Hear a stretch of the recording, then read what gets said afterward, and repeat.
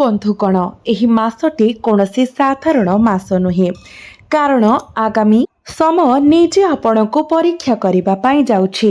जो माने सुनंती नाही से माने अनुताप करिवे, जो माने बुझंती से माने बुझी जिवे। एही मासरे ग्रह माने शब्दरे कथा कहिबे नाही बरं संकेत प्रदान करिवे एवं जो माने एही संकेत गुड़िक धरिवे सेमानंकर जीवनर दिग परिवर्तन हेब। एही मासटी अहंकार को भांगी देव एवं विश्वास को जागृत करिव। अनेक कहिबे सब किछि ठीक थिला एवं तापरे हठात सब किछि बदली गला। एही मासरे प्रकृति मिथ्या को प्रकाश करिव। भिडियोटी को शेष पर्यंत देखंतु कारण यह आपणक जीवनर चाबी धरी रखिछि। एक चाबी जहाँ आपणक शत्रु मानक ठारू रक्षा करि परिबो एवं आपणक केवल लक्ष लक्ष नुहे कोटी कोटी टंकार संपत्तिर मालिक रे परिणत करि परिबो। बंधु माने आगामी समय आपणकर कुंडली रे घटुथिबा ग्रहर गति कोनोसी साधारण संकेत नुहे। आपणकर सूचना पाई आपणकर कुंडली रे अत्यंत शुभ जोग सृष्टि हेउछि जहाँ आपणकर जीवनर अवस्था एवं भाग्य को संपूर्ण भाବରେ परिवर्तन करिबो। बंधु माने आपणकर शत्रु माने आपणको बहुत जंत्रणा देइछन्ति एवं आपणको एक बड़ विश्वासघातकता करिछन्ति। आपण सेमानंकु अंध भाବରେ विश्वास करिथिले किंतु सेमाने आपणको प्रतारणा करिबा व्यतीत आउ किछि करि नथिले। सेमाने केवल एतिकी करिथिले आपण एक निर्दोष आत्मा होई बिना प्रश्नरे सेमानंक उपरे विश्वास करि चलिथिले किंतु सेमाने कौन कले सेमाने केवल आपणकर निर्दोषतार शोषण कले। आपणकर निर्दोषता को दुर्बलता भाबी सेमाने आपणको बारंबार लुटिछन्ति। एपरि लोक माने एते तळको खसी जांती जे सेमाने एपरि कार्य करंती जहाँ आपण आपणकर स्वप्नरे मध्य कल्पना करि परिबे नाही।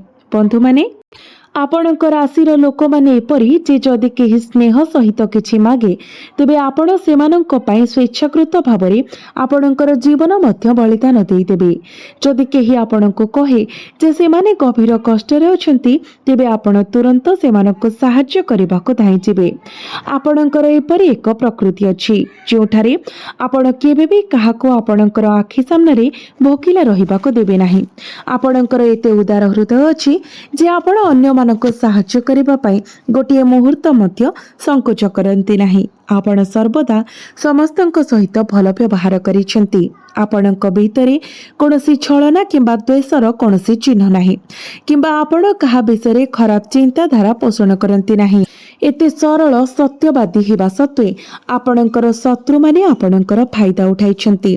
एहा देखि आपण सारा जीवन जो मानक अंध भाବରେ विश्वास करिसेंती से माने प्रकृत रे आपणकर नुहंती। जो मानक आपण निजर बोली विश्वास करि चलिछंती से माने प्रकृत रे आपणकर नुहंती एवं जो मानक पई आपण दिन राति परिश्रम करिसेंती से माने प्रकृत रे आपणकर नुहंती। मु एहा निश्चित भाବରେ कहूची जदि आपण आज मु जहा कहूची ताको अणदेखा करंती तेबे आपण भयरे एवं निरंतर विफलतार सम्मुखीन होई आपणकर जीवन बिताइबे एवं जेतेबेले सुजोग आसीबो आपण ही चिंतातरा थरा गभीर भाବରେ विचलित हेबे। बंधु माने जेतेबेले आपण किछि भल करबाको मनस्थ करिथिले आपणकर शत्रु माने आपणको तळको टाणिबाको चेष्टा करिथिले। आपणकर शत्रु माने धीरे धीरे आपणको भीतर खोल करि देउछन्ती एवं आपण एहा जानि मध्य पारुनाहंती। सत्य आपणको स्तब्ध करि देब। सेमानंक मध्यरु किछि आपणकर संपर्कयंक मध्यरु एवं किछि आपणकर निकटवर्ती मंडली रे अछंती। आपण सेमानंको अंध भाବରେ विश्वास करिथिले केबे कल्पना करि नथिले जे सेमाने एते तळको खसी पारिबे। सेमाने बारंबार आपणको तळको टाणिबाको चेष्टा करिसेंती एपरि कि आपणको संपूर्ण ध्वंस करिबाको चेष्टा करिसेंती तथापि सेमाने सेमानंकर मंद लक्ष्य रे केबे सफल होई नाहंती। सेमाने सर्वदा आपणकर दयार फायदा उठाइछन्ति। सेमाने एते खराब व्यक्ति जे थरे आपण सेमानक विषय सत्य जानि पारिबे।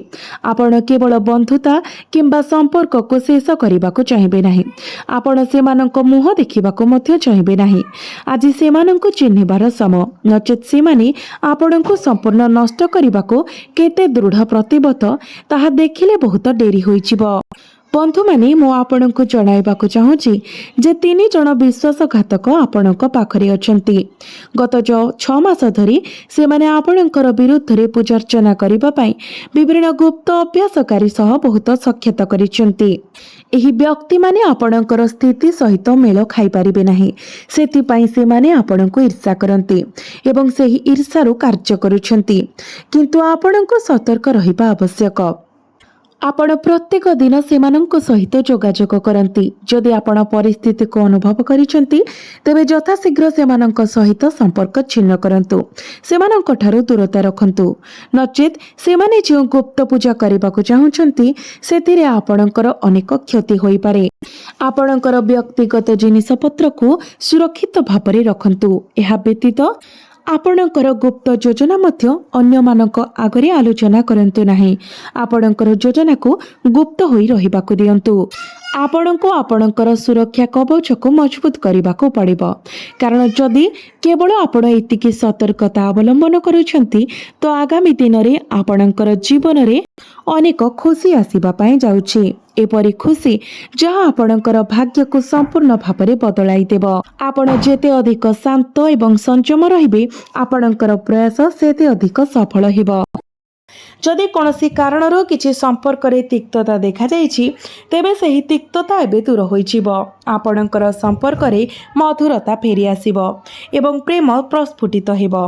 ଏହା ବ୍ୟତୀତ ଏହି ସମୟ ମଧ୍ୟରେ ଆପଣ ପ୍ରତ୍ୟେକ କାର୍ଯ୍ୟକୁ ବ୍ୟବହାରିକ ଏବଂ ବହୁତ ଭଲ ଭାବରେ ସମାପ୍ତ କରିବାକୁ ଚେଷ୍ଟା କରିବେ। ଆପଣ ଆପଣଙ୍କର ବୁଦ୍ଧିର ଅପାର ଶକ୍ତି ମାଧ୍ୟମରେ ବନ୍ଧୁ ଏବଂ ସମ୍ପର୍କୀୟଙ୍କ ସମ୍ମାନ ଏବଂ ପ୍ରଶଂସା ମଧ୍ୟ ଅର୍ଜନ କରିବେ।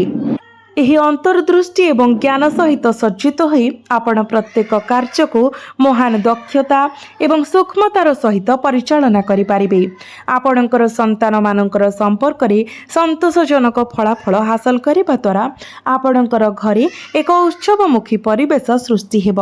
ଏହା ବ୍ୟତୀତ ଏହି ସମୟ ମଧ୍ୟରେ ଆପଣ ଆପଣଙ୍କର ଅଧିକାଂଶ କାର୍ଯ୍ୟ ବ୍ୟକ୍ତିଗତ ଭାବରେ ଏକ ସୁଚିନ୍ତିତ ଉପାୟରେ ସମାପ୍ତ କରିବାକୁ ଚେଷ୍ଟା କରିବେ ଏବଂ ଆପଣ ନିଃସନ୍ଦେହରେ ଏହା କରିବାରେ ସଫଳତା ପାଇବେ। ଆପଣଙ୍କର ସ୍ୱଭାବର ଭାବପ୍ରବଣ ଗଭୀରତା ଏବଂ କୋମଳତା ଯୋଗୁଁ ଲୋକମାନେ ଆପଣଙ୍କର ପ୍ରଶଂସାରେ ନିରନ୍ତର ରହିବେ। ପ୍ରକୃତରେ ସେମାନେ ସ୍ୱାଭାବିକ ଭାବରେ ଆପଣଙ୍କ ପ୍ରଶଂସା କରିବାକୁ ଆକର୍ଷିତ ହେବେ, ଯାହାଫଳରେ ଆପଣ ଯେଉଁ ପରାମର୍ଶ ଦେଉଛନ୍ତି ତାହା ସେମାନଙ୍କର ମନୋବଳ ଏବଂ ଆତ୍ମବିଶ୍ୱାସକୁ ଯଥେଷ୍ଟ ବୃଦ୍ଧି କରିବ। ସଂକ୍ଷେପରେ ବୁଝନ୍ତୁ ଯେ ଏହି ସମୟ ଆପଣଙ୍କ ପାଇଁ ଉପଯୁକ୍ତ ମନେ ହୁଏ। ଆପଣ ଯେକୌଣସି ପ୍ରୟାସ କରନ୍ତି ଆପଣ ଏଥିରେ ସଫଳ ହେବା ପାଇଁ ନିର୍ଦ୍ଦିଷ୍ଟ। ଯଦି ଆପଣ ଆର୍ଥିକ ନିବେଶ କରିବାକୁ ଚିନ୍ତା କରୁଛନ୍ତି ତେବେ ଏହା କରିବା ପାଇଁ ଏକ ଉପଯୁକ୍ତ ସମୟ। ନିକଟ ଭବିଷ୍ୟତରେ ଏହି ସମୟ ମଧ୍ୟରେ ଆପଣ ଯେଉଁ ପୁଞ୍ଜି ନିବେଶ କରିବେ ତାହା ଉତ୍କୃଷ୍ଟ ଲାଭ ପ୍ରଦାନ କରିବ। ଶେଷରେ ନିଶ୍ଚିତ କରନ୍ତୁ ଯେ ଆପଣ ଆପଣଙ୍କର ପରିବାରର ବୟସ୍କମାନଙ୍କୁ ସମ୍ମାନର ସହିତ ବ୍ୟବହାର କରୁଛନ୍ତି, କାରଣ ସେମାନଙ୍କର ସ୍ନେହ ଏବଂ ଆଶୀର୍ବାଦ ଏହି ସମୟରେ ଆପଣଙ୍କର ସୌଭାଗ୍ୟ ପାଇଁ ଏକ ଉତ୍ପ୍ରେରକ ପ୍ରମାଣିତ ହେବ। ସମୃଦ୍ଧିର ଏକ ନୂତନ ଯୁଗ ଆରମ୍ଭ କରିବା ପାଇଁ ଏକ ଶକ୍ତିଶାଳୀ ଶକ୍ତି ଭାବରେ କାର୍ଯ୍ୟ କରିବ। ଏବଂ ଆଉ ଗୋଟିଏ କଥା ମନେ ରଖିବାକୁ ହେବ ଯେ ଆପଣ ଆପଣଙ୍କର ପରିବାର ସଦସ୍ୟ ଏବଂ ଆପଣଙ୍କର ପିଲାମାନଙ୍କ ପ୍ରତି ଏକ ସୁନ୍ଦର ଆଚରଣ ବଜାୟ ରଖିବା ଉଚିତ। ନଚେତ୍ ଆପଣଙ୍କର ଅନୁପଯୁକ୍ତ ଆଚରଣ ଆପଣଙ୍କ ଘରର ପରିବେଶକୁ ପ୍ରତିକୂଳ ଭାବରେ ପ୍ରଭାବିତ କରିପାରେ। ଯେହେତୁ ଏହା ଆପଣଙ୍କ ପାଇଁ ବହୁତ ଆନନ୍ଦରେ ପରିପୂର୍ଣ୍ଣ ସମୟ, ଆପଣଙ୍କୁ ନିଶ୍ଚିତ କରିବାକୁ ପଡ଼ିବ ଯେ କୌଣସି ବାଧା ଯେମିତି ସୃଷ୍ଟି ନ ହୁଏ। ତେଣୁ ଆପଣଙ୍କର ଆଚରଣ ଅନୁକରଣୀୟ ରଖନ୍ତୁ। ଏହା ଏକ ସତର୍କତା ଯାହା ଆପଣଙ୍କୁ କଡ଼ାକଡ଼ି ପାଳନ କରିବାକୁ ପଡ଼ିବ। ଏହା ବ୍ୟତୀତ ଆପଣ ଆପଣଙ୍କର କାର୍ଯ୍ୟ ପଦ୍ଧତିରେ କିଛି ପରିବର୍ତ୍ତନ ସହିତ ଯୋଜନା କାର୍ଯ୍ୟକାରୀ କରିବେ, ଯାହା ଆପଣଙ୍କର ବୃତ୍ତିଗତ ଦକ୍ଷତାକୁ ଯଥେଷ୍ଟ ବୃଦ୍ଧି କରିବ। ଆପଣ ଧାର୍ମିକ ଏବଂ ଦାନଶୀଳ କାର୍ଯ୍ୟକଳାପ ସହିତ ଜଡ଼ିତ ବିଷୟଗୁଡ଼ିକରେ ମଧ୍ୟ ଯଥେଷ୍ଟ ଅବଦାନ ଦେବେ ଏବଂ ଏହି ପ୍ରୟାସଗୁଡ଼ିକରେ ଜଡ଼ିତ ହେବା ଦ୍ୱାରା ଆପଣଙ୍କୁ ମାନସିକ ଶାନ୍ତିର ଗଭୀର ଭାବନା ମିଳିବ। ପ୍ରକୃତରେ ଏହା ଆପଣଙ୍କ ପାଇଁ ଧାର୍ମିକ ଏବଂ ଆଧ୍ୟାତ୍ମିକ କାର୍ଯ୍ୟରେ ଉତ୍ସାହର ସହିତ ଅଂଶଗ୍ରହଣ କରିବା ପାଇଁ ଏକ ଉତ୍କୃଷ୍ଟ ସମୟ। ଆପଣ ଦାନଶୀଳ କାର୍ଯ୍ୟରେ ନିୟୋଜିତ ହେବାକୁ ସଂକୋଚ କରିବେ ନାହିଁ। ଏହା କରିବା ଦ୍ୱାରା ଆପଣଙ୍କ ପାଇଁ ଆଧ୍ୟାତ୍ମିକ ପରିପୂର୍ଣ୍ଣତାର ଏକ ଗଭୀର ଭାବନା ଆସିବ, ଯାହା ଆପଣ ନିଜେ ଅନୁଭବ କରିବେ। ଏହା ସହିତ ଆପଣ ଏହି ସମୟ ମଧ୍ୟରେ ପ୍ରତ୍ୟେକ କାର୍ଯ୍ୟକୁ ବ୍ୟବହାରିକ ଏବଂ ବହୁତ ଭଲ ଉପାୟରେ ସମ୍ପନ୍ନ କରିବାକୁ ଚେଷ୍ଟା କରିବେ। ଆପଣଙ୍କର ବନ୍ଧୁ ଏବଂ ସମ୍ପର୍କୀୟମାନେ ମଧ୍ୟ ଆପଣଙ୍କର ବୁଦ୍ଧିକୁ ସ୍ୱୀକାର କରିବେ ଏବଂ ପ୍ରଶଂସା କରିବେ। ଆପଣ ପିଲାମାନଙ୍କର ସମ୍ପର୍କରେ ସନ୍ତୋଷଜନକ ଫଳାଫଳ କିମ୍ବା ଶୁଭ ଖବର ପାଇବେ, ଯାହାଫଳରେ ଆପଣଙ୍କର ପରିବେଶ ଉତ୍ସବମୁଖୀ ହେବ। ଆପଣଙ୍କୁ କିଛି ବଡ଼ ଶୁଭ ଖବର ମିଳିବାର ସମ୍ଭାବନା ଅଛି।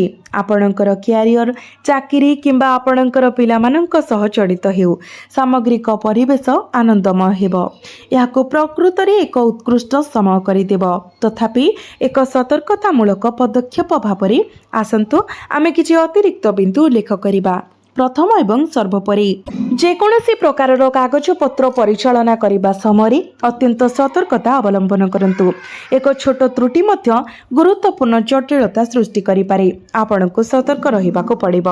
ଯେପରି ଆମେ ଏହି ଭିଡ଼ିଓରେ ପୂର୍ବରୁ ଉଲ୍ଲେଖ କରିଛୁ, ନକାରାତ୍ମକ ଗୁଣଗୁଡ଼ିକ ଯେପରିକି କ୍ରୋଧ କିମ୍ବା ଜିଦକୁ ଆପଣଙ୍କର ସ୍ୱଭାବରେ ପ୍ରବେଶ କରିବାକୁ ଦିଅନ୍ତୁ ନାହିଁ।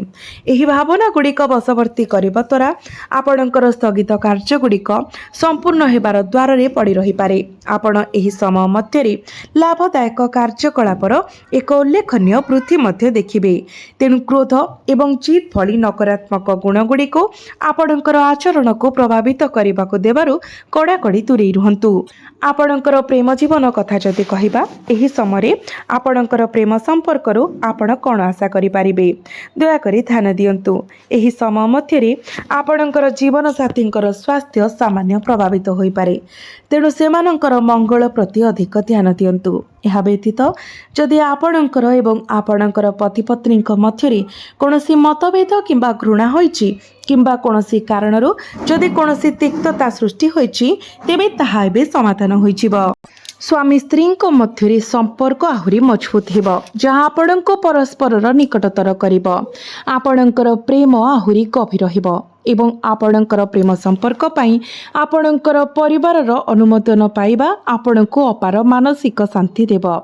ପ୍ରକୃତରେ ଯଦି ଆପଣ ବର୍ତ୍ତମାନ ପ୍ରେମ ସମ୍ପର୍କରେ ଅଛନ୍ତି, ତେବେ ଆପଣଙ୍କର ପରିବାରର ଗ୍ରହଣୀୟତା ପାଇବାର ଅର୍ଥ ହେଉଛି ଯେ ଆପଣଙ୍କର ପ୍ରେମ ସମ୍ପର୍କ ଶୀଘ୍ର ଏକ ବୈବାହିକ ବନ୍ଧନରେ ପରିଣତ ହେବାର ସମ୍ଭାବନା ଅଛି। ଆପଣଙ୍କର ପରିବାରର ସଦସ୍ୟଙ୍କ ସହିତ ଆପଣଙ୍କର ଚିନ୍ତାଧାରା ଏବଂ ଭାବନା ବାଣ୍ଟନ୍ତୁ। ଏହା ଆପଣଙ୍କ ଘର ଭିତରେ ଏକ ଉତ୍ସବମୁଖୀ ପରିବେଶ ସୃଷ୍ଟି କରିପାରେ। ଏକ ଧାର୍ମିକ ସମାରୋହ, ଏକ ପାର୍ଟି କିମ୍ବା ସମାନ କାର୍ଯ୍ୟକ୍ରମ ପାଇଁ ଯୋଜନା କରାଯାଇପାରେ, ଯାହା ଆପଣଙ୍କର ବାସସ୍ଥାନରେ ଅତିଥି ଏବଂ ପରିବାରର ସଦସ୍ୟଙ୍କ ଏକତ୍ରିତ ହେବାକୁ ନେଇଥାଏ। ବିକଳ୍ପ ଭାବରେ ଆପଣ ନିଜକୁ ଏକ ଧାର୍ମିକ ରୀତିରେ ସକ୍ରିୟ ଭାବରେ ଅଂଶଗ୍ରହଣ କରୁଥିବାର ଦେଖିପାରନ୍ତି। ଏହିପରି ଆପଣଙ୍କର ପ୍ରେମ ଜୀବନ ଏବଂ ପାରିବାରିକ ସମ୍ପର୍କ ଉଭୟ ଦୃଷ୍ଟିକୋଣରୁ ଏହି ସମୟ ଏକ ଅତ୍ୟନ୍ତ ସୁଖଦ ହେବାର ପ୍ରତିଶ୍ରୁତି ଦିଏ। ପରିବାର ସଦସ୍ୟଙ୍କ ମଧ୍ୟରେ ପାରସ୍ପରିକ ସମର୍ଥନ ଏବଂ ସହଯୋଗର ଏକ ମନୋଭାବ ପ୍ରଚଳିତ ହେବ, ଯାହାଦ୍ୱାରା ଆପଣଙ୍କର ସ୍ନେହର ବନ୍ଧନକୁ ଆହୁରି ମଜବୁତ କରିବ। ଯେକୌଣସି ବିଦ୍ୟମାନ ଭୁଲ ବୁଝାମଣା କିମ୍ବା ଦ୍ୱନ୍ଦ୍ୱ ସମାଧାନ ହେବ। ଅଧିକନ୍ତୁ ଏହି ମୁହୂର୍ତ୍ତରେ ତୁରନ୍ତ ନୁହେଁ, କିନ୍ତୁ ନିଶ୍ଚିତ ଭାବରେ ନିକଟ ଭବିଷ୍ୟତରେ ନିଃସନ୍ତାନ ଦମ୍ପତିମାନେ ସନ୍ତାନର ଆଗମନ ସମ୍ପର୍କରେ ଏକ ଆଶ୍ଚର୍ଯ୍ୟଜନକ ଖବର ପାଇପାରନ୍ତି। ଏହା ଆପଣଙ୍କର ପ୍ରେମ ଜୀବନ ଏବଂ ଆପଣଙ୍କର ପାରିବାରିକ ଜୀବନ ଉଭୟ ପାଇଁ ଏକ ଉତ୍ତମ ସମୟ। ଚିନ୍ତିତ ହୁଅନ୍ତୁ ନାହିଁ। ଏବେ ଆପଣଙ୍କର ବ୍ୟବସାୟ ଏବଂ ବୃତ୍ତିଗତ ପ୍ରୟାସକୁ ପରିବର୍ତ୍ତନ କରନ୍ତୁ। ପ୍ରଥମ ଏବଂ ସର୍ବୋପରି ଆପଣଙ୍କୁ ଆପଣଙ୍କର କର୍ମକ୍ଷେତ୍ର ଏବଂ ବ୍ୟବସାୟିକ ପରିବେଶ ମଧ୍ୟରେ ସତର୍କତା ଅବଲମ୍ବନ କରିବାକୁ ପଡ଼ିବ। ଆପଣଙ୍କର ବାଣିଜ୍ୟ ଗୁପ୍ତ କଥା କାହାକୁ ପ୍ରକାଶ କରନ୍ତୁ ନାହିଁ, କାରଣ ସମ୍ବେଦନଶୀଳ ଡକ୍ୟୁମେଣ୍ଟ କିମ୍ବା ସୂଚନା ଲିକ୍ ହେବାର ଆଶଙ୍କା ଅଛି। ସର୍ବଦା ସତର୍କ ରୁହନ୍ତୁ। ଯଦି ଆପଣ ଏକ ସହଭାଗିତାରେ କାମ କରୁଛନ୍ତି, ତେବେ ଆପଣଙ୍କୁ ବିଶେଷ ସତର୍କ ରହିବାକୁ ପଡ଼ିବ, ଅନ୍ୟଥା ଆପଣ ପ୍ରତାରିତ ହେବାର ଆଶଙ୍କା ରହିଛି। ଏହା ବ୍ୟତୀତ ଆପଣଙ୍କର ବୃତ୍ତିଗତ କ୍ଷେତ୍ର ମଧ୍ୟରେ ବାହ୍ୟ ସମ୍ପର୍କ ଏବଂ ସାଧାରଣ ଲୋକଙ୍କ ସହିତ ଆପଣଙ୍କର ସମ୍ପର୍କକୁ ସୁଦୃଢ଼ ସୁଦୃଢ଼ କରିବାକୁ ଚେଷ୍ଟା କରନ୍ତୁ। ଆପଣଙ୍କର କାର୍ଯ୍ୟର ଗୁଣବତ୍ତା ଉନ୍ନତ କରିବା ଉପରେ ଧ୍ୟାନ ଦିଅନ୍ତୁ। ଆପଣଙ୍କର ବ୍ୟବସାୟ ପାଇଁ ଆପଣଙ୍କର ବିଜ୍ଞାପନ ଏବଂ ପ୍ରଚାର ପ୍ରୟାସକୁ ବୃଦ୍ଧି କରିବା ପାଇଁ ଏହା ଏକ ଉପଯୁକ୍ତ ସମୟ, ଯାହା ଲାଭ ବୃଦ୍ଧି କରିବ। ଏହି ରଣନୀତି ବିଷୟରେ ପରିବାରର ଜଣେ ବରିଷ୍ଠ ସଦସ୍ୟଙ୍କ ଠାରୁ ପରାମର୍ଶ ନେବା ମଧ୍ୟ ଲାଭଦାୟକ ପ୍ରମାଣିତ ହେବ। ଶେଷରେ, ଆପଣ ଶୀଘ୍ର ନିକଟ ଅତୀତରେ ଆପଣଙ୍କର ବ୍ୟବସାୟରେ ଆପଣ ନିବେଶ କରିଥିବା କଠିନ ପରିଶ୍ରମ ଏବଂ ନିଷ୍ଠାର ସକାରାତ୍ମକ ଫଳାଫଳ ଦେଖିବା ଆରମ୍ଭ କରିବେ। ଆପଣଙ୍କର ବ୍ୟବସାୟ ବିସ୍ତାରିତ ହେବ, ଯଥେଷ୍ଟ ଲାଭ ଏବଂ ସମ୍ପତ୍ତି ସଂଗ୍ରହ କରିବାର ସମ୍ଭାବନା ଅତ୍ୟନ୍ତ ଅନୁକୂଳ। ଆପଣଙ୍କର ବ୍ୟବସାୟକୁ ବୃଦ୍ଧି କରିବା ପାଇଁ ଅନଲାଇନ୍ ପ୍ଲାଟଫର୍ମ, ସୋସିଆଲ ମିଡ଼ିଆ ଏବଂ ଡିଜିଟାଲ ମାର୍କେଟିଂ ରଣନୀତି ବ୍ୟବହାର କରନ୍ତୁ, କାରଣ ଆମେ ବର୍ତ୍ତମାନ ଏକ ଡିଜିଟାଲ ଯୁଗରେ ବାସ କରୁଛୁ, ଯାହା ଆପଣଙ୍କର ରୋଜଗାରକୁ ସର୍ବାଧିକ କରିବାର ଅପାର ସମ୍ଭାବନା ପ୍ରଦାନ କରେ। ପେଟ୍ରୋଲ ପମ୍ପ, ତୈଳ କ୍ଷେତ୍ର, ଖାଦ୍ୟ ଏବଂ ପାନୀୟ ଶିଳ୍ପ, ପୋଷାକ, କଳା ଏବଂ ସମାନ କ୍ଷେତ୍ର ସହିତ ଜଡ଼ିତ ବ୍ୟବସାୟଗୁଡ଼ିକ ବର୍ତ୍ତମାନ ଉତ୍କୃଷ୍ଟ ଲାଭ ସୃଷ୍ଟି କରିବାର ସ୍ଥିତିରେ ଅଛନ୍ତି। ଏବେ ଦରମା ପ୍ରାପ୍ତ ବୃତ୍ତିଗତଙ୍କ ପାଖକୁ ଯାଆନ୍ତୁ। ଏହି ସମୟରେ ଆପଣଙ୍କୁ ଆପଣଙ୍କର କର୍ମକ୍ଷେତ୍ରରେ ସତର୍କତା ଅବଲମ୍ବନ କରିବାକୁ ପଡ଼ିବ, କାରଣ ଆପଣଙ୍କର ସହକର୍ମୀଙ୍କ ମଧ୍ୟରେ ଆଲୋଚନାର ବିଷୟ ହେବାର ସମ୍ଭାବନା ଅଛି। ଆପଣ ଆପଣଙ୍କର ବୃତ୍ତିଗତ କ୍ଷେତ୍ରରେ ଆପଣଙ୍କୁ ଦିଆଯାଇଥିବା ପ୍ରତ୍ୟେକ ଲକ୍ଷ୍ୟକୁ ସଫଳତାର ସହିତ ପୂରଣ କରିବେ ଏବଂ ଆପଣ ଏହା ଠିକ୍ ସମୟରେ କରିବେ। ଆପଣ ଏକ ଆନୁଷ୍ଠାନିକ ସମୀକ୍ଷା କିମ୍ବା ମୂଲ୍ୟାଙ୍କନର ସମ୍ମୁଖୀନ ହୋଇପାରନ୍ତି। ସଂକ୍ଷେପରେ, ଆପଣଙ୍କର ଖ୍ୟାତି ବହୁଦୂର ପର୍ଯ୍ୟନ୍ତ ଶୁଭିବ। ଏହାର ପରିଣାମ କ'ଣ ହେବ? ଯେଉଁମାନେ ଈର୍ଷାଳୁ ସ୍ୱଭାବ ପୋଷଣ କରନ୍ତି, ସେମାନେ ଆପଣଙ୍କ ପ୍ରତି ବିରକ୍ତ ହେବେ। ସେମାନେ ଆପଣଙ୍କ ବିରୁଦ୍ଧରେ ଷଡ଼ଯନ୍ତ୍ର ମଧ୍ୟ କରିପାରନ୍ତି। ଆପଣଙ୍କୁ କେବଳ ସତର୍କ ରହିବାକୁ ପଡ଼ିବ ଏବଂ ଆପଣଙ୍କର କାମ ପ୍ରତି ଆପଣଙ୍କର ସମର୍ପଣ ବଜାୟ ରଖିବାକୁ ପଡ଼ିବ, କାରଣ ଆପଣଙ୍କର ବସ୍ ଏବଂ ବରିଷ୍ଠ ଅଧିକାରୀମାନେ ଆପଣଙ୍କର ପ୍ରୟାସକୁ ପ୍ରଶଂସା କରିବେ, ଯାହାଫଳରେ ପଦୋନ୍ନତି ପାଇଁ ସୁଯୋଗ ଖୁବ୍ ଶୀଘ୍ର ଆସିପାରେ। ଆପଣଙ୍କର କଠିନ ପରିଶ୍ରମ ଫଳ ଦେବ। ଆପଣଙ୍କର ବୃତ୍ତିଗତ ଜୀବନରେ ଗୁରୁତ୍ୱପୂର୍ଣ୍ଣ ଲାଭ ଆସିବ। ପଦୋନ୍ନତି, ଦରମା ବୃଦ୍ଧି ଏବଂ ସମାନ ଉନ୍ନତିର ସମ୍ଭାବନା ବହୁତ ଅଧିକ। ଏବେ ବେତନଭୋଗୀ ବ୍ୟକ୍ତିମାନଙ୍କ ପାଇଁ ଏକ ଅସାଧାରଣ ଅନୁକୂଳ ସମୟ। ଏହି ସମୟର ସର୍ବାଧିକ ଉପଯୋଗ କରନ୍ତୁ। ଯେଉଁମାନେ ବର୍ତ୍ତମାନ ବେକାର ଏବଂ ସକ୍ରିୟ ଭାବରେ ଚାକିରି ଖୋଜୁଛନ୍ତି, ସେମାନଙ୍କ ପାଇଁ ନିଯୁକ୍ତି ସୁଯୋଗ ମିଳିପାରେ। ଆପଣଙ୍କର ପାଖକୁ ଆସୁଥିବା ସୁଯୋଗଗୁଡ଼ିକୁ ହାତଛଡ଼ା କରନ୍ତୁ ନାହିଁ।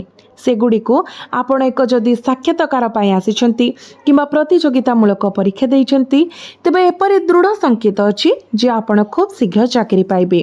ସମୟ ଅତ୍ୟନ୍ତ ଅନୁକୂଳ। କୌଣସି କ୍ୟାରିୟର ସୁଯୋଗ ଆପଣ ହାତଛଡ଼ା ହେବାକୁ ଦିଅନ୍ତୁ ନାହିଁ। ଛାତ୍ରମାନେ ମଧ୍ୟ ସେମାନଙ୍କର ଆଶା ସହିତ ସମାନ ଉତ୍କୃଷ୍ଟ ଫଳାଫଳ ହାସଲ କରିବେ। ଆପଣ ବର୍ତ୍ତମାନ ଦେଇଥିବା ପରୀକ୍ଷାରେ ସକାରାତ୍ମକ ଫଳାଫଳ ଦେଖିବାର ସମ୍ଭାବନା ଅଛି।